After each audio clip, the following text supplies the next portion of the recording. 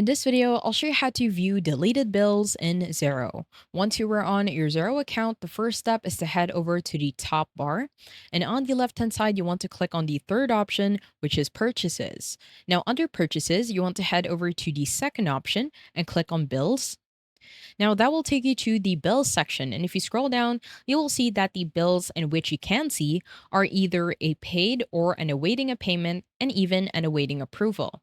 If you scroll down even more, you won't see your deleted and voided invoices. In order for you to see them, what you want to do is simply head over to the top of the bills section. On the right hand side, you will see an option for a filter, so just simply click on it.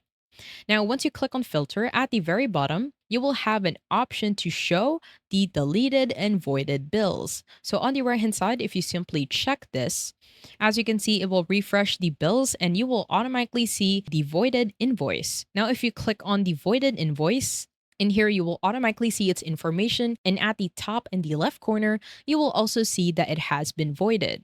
Now, it will also be the same for a deleted bill. So let's say on Carlton Technical Books, this is set as a draft.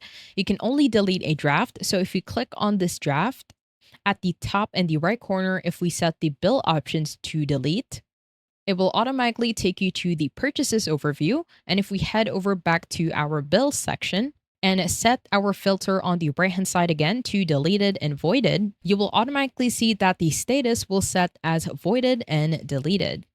I hope you found this tutorial helpful. Please let me know if you have any other questions in the comment section below, and I will try my best to help you out.